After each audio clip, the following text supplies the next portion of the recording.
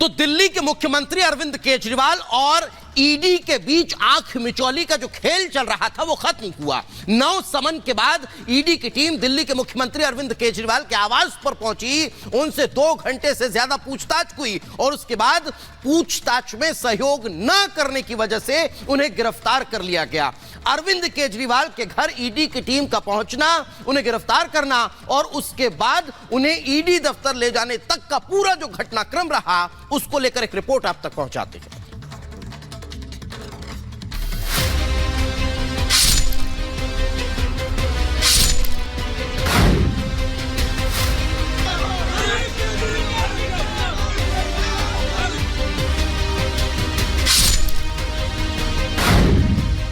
शराब घोटाले की आंच, ईडी की जांच,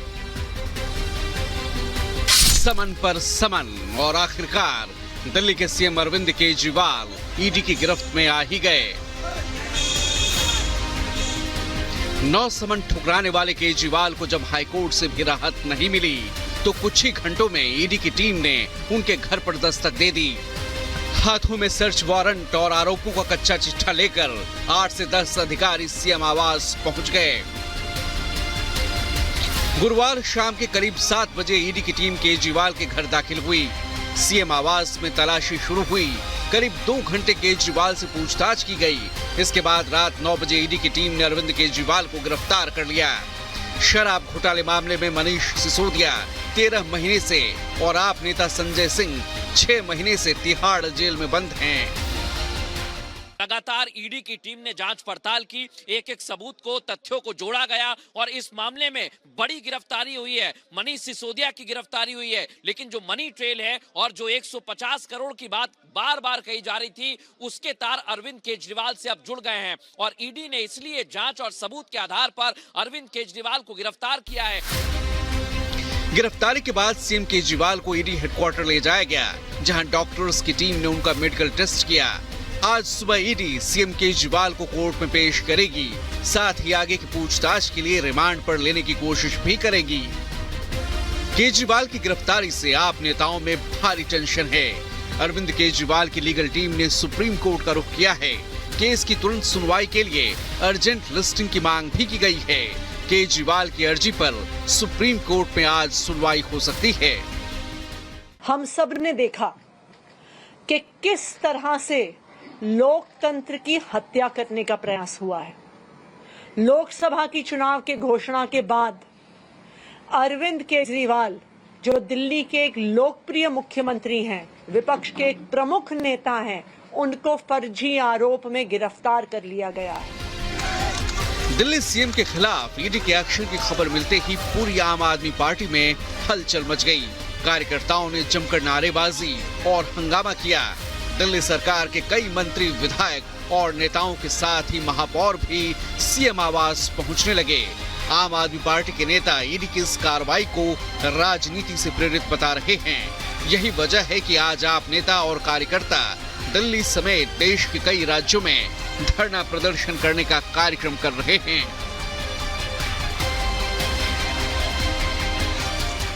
पूरे देश भर में भारतीय जनता पार्टी के कार्यालय पर दिल्ली में भी इस तानाशाही के खिलाफ प्रोटेस्ट करेंगे दिल्ली के और देश के लोग। दिल्ली के सीएम की गिरफ्तारी हुई तो पूरे देश की सियासत में उबाल आ गया। विपक्ष जहां ईडी की कार्रवाई को लोकतंत्र की हत्या बता रहा है, तो वहीं बीजेपी इसे भ्रष्टाचार के खिलाफ संवैधानिक संस्था का एक्शन करार दे रही है।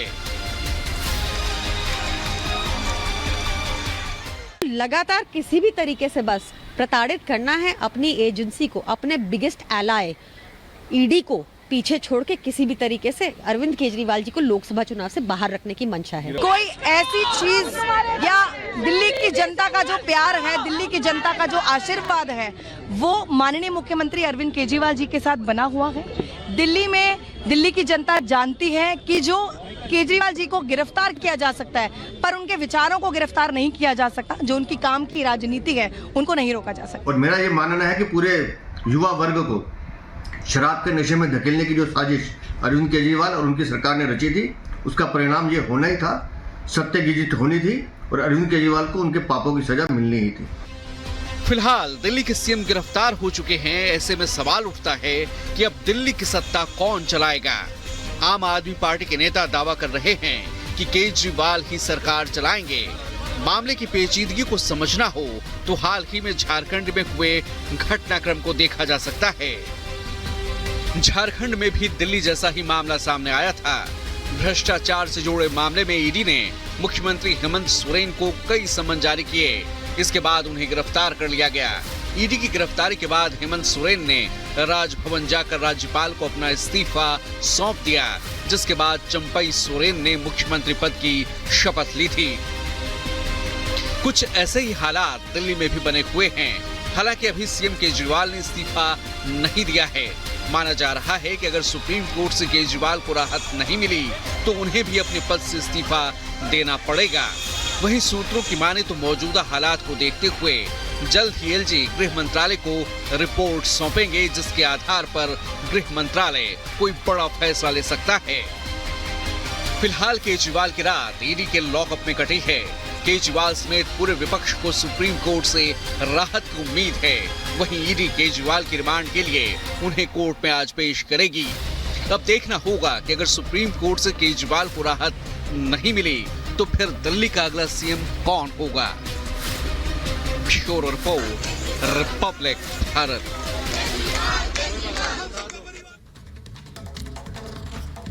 तो दिल्ली के सीएम अरविंद केजरीवाल की रात ईडी के लॉकअप में कटी है और आज उन्हें कोर्ट में पेश किया जाएगा। इसके पहले उनका मेडिकल कराया जाएगा, क्योंकि जब ईडी की टीम उनके घर पर पहुंची तो कुल 2 घंटे तक उनसे पूछताछ हुई।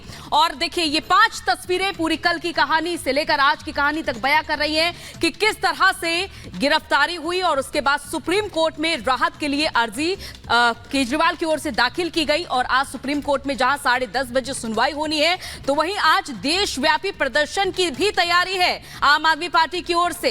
केजरीवाल का आज मेडिकल कराया जाएगा और आज उन्हें कोर्ट में पेश किया जाएगा। तो वहीं यह भी देखा जा रहा है कि बीजेपी की ओर से सियासी बाण भी चलाए जा रहे हैं।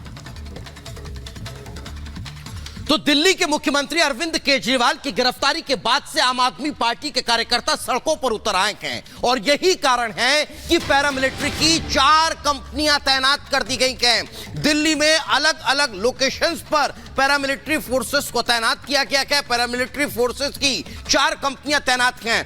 दिल्ली के मुख्यमंत्री अरविंद केजरीवाल के आवास पर पैरामिलिट्री की फोर्स तैनात है। ईडी दफ्तर के बाहर पैरामिलिट्री की फोर्स तैनात है। बीजेपी दफ्तर के पास पैरामिलिट्री की फोर्स तैनात है, तो आम आदमी पार्टी के दफ्तर के पास भी पैरामिलिट्री की फोर्सेस को तैनात किया गया।